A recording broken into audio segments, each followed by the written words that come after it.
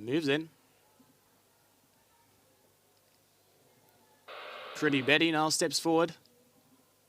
And Meerkat to complete the lineup, 1600 meters. Gates crash open, runners sent on their way, and I can tell you Silver Tiara got off to a terrible start and was caught in the gates, easily lost 3 or 4 lengths at the start.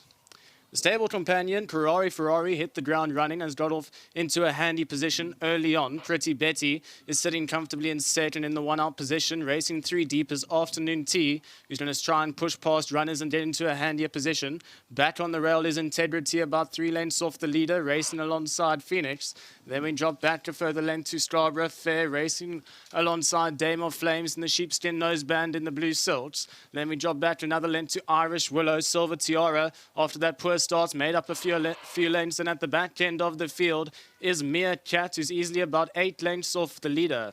Pretty Betty, now a little change in the order here, has gone out and is the new leader, shows the way by the better half of a length. On the outside's Afternoon Tea as they straighten up and turn for home. Just on the inside of that is Ferrari, Phoenix. If you're looking for that one, the yellow cap, blue sleeves is currently tracking Afternoon Tea. Back on the inside, Pretty Betty, followed by Integrity, Dame of Flames. Scarborough Fair currently 4 lengths off the leader, followed by Irish Willow. And at the back end of the field is Meerkat as well as Silver Tiara, as they've got about 300 meters left to go. It's wide open here. Pretty Betty on the inside's in a good position. Phoenix is starting to work her way through. Dame of Flames in the middle of your screen. The white blinkers are starting to run on smartly. It's now Dame of Flames, Pretty Betty. Phoenix isn't running on. It's Dame of Flames, Pretty Betty, but Dame of Flames looks to be best of all here. And Dame of Flames going to come home to win seconds, running it close, maybe Integrity. Then came Pretty Betty as well as Phoenix, Scarborough Fair, Irish Willow. Your winner, number 9, Dame of Flames, the white blinkers, famous Rupert Silks, middle of your screen, gets a hit on the left-hand side, runs on extremely well here to open up today's second jackpot with a bang. Number 9, Dame of Flames, the winner of race number 5.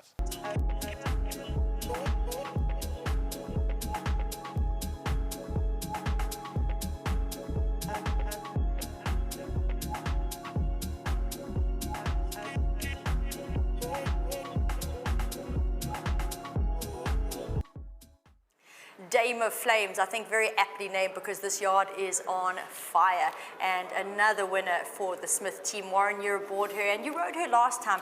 There was a lot to like about that 1200 meter sprint, so it's not her distance. But my gosh, she took on somewhat stronger today, and you've got to hand it to her. She has come on in leaps and bounds. She has, Nadine. You know, her first run was fantastic. She finished the race off very well. We said over a bit more ground she'll be effective. But like you say, up a couple of divisions here, so can't really go in with that much confidence. Although she's carrying a lightweight, but she's up against much stronger. So look, a good win from her. She is a little bit of aggressive filly. Ultimately looking for 2000, Nadine, but at the moment she's just a bit too aggressive. She's got to learn about racing. She's still a young filly. She's got to learn about settling and that sort of thing. She settled, semi-settled today. I wanted to ask you about the pace because Pretty Belinda went a bit, but 62, she wasn't going to go flat out, carrying 62 kilos, so it probably wasn't the fastest pace there could have been today. Yeah, look, initially I thought if Pretty Betty leads and goes her own gallop, she's very hard to pick back, even with 62. If she goes her own easy fractions, it'll be hard. But halfway around the turn, this filly started to travel, so I gave myself 2 lengths and something went to go challenge Pretty Betty, and the pace increased, and I was smiling. I was like, thank you very much. Thank you. You know, now this filly can really settle and give her her best. And she unwound nicely down the straight, Nadine. Like, she's only getting going once she passed Pretty Betty. Definitely looking for more ground, but at the moment I think we'll keep her to the mile, keep her around here. Well done to Gav, to the Rupert Rockets Stud. Thank you very much, Kevin Somerville. Thank you, and to my sponsors, Tag Travel, Airlink, and Deltron Energy. Thank you. Yeah, you've got all of those bits and pieces right. Just wanted to ask one more thing about her. You say she's aggressive, taking a hold in a race. She's got such a beautiful action, though. Does she ever have a problem with having to come back, sort of, and then go again?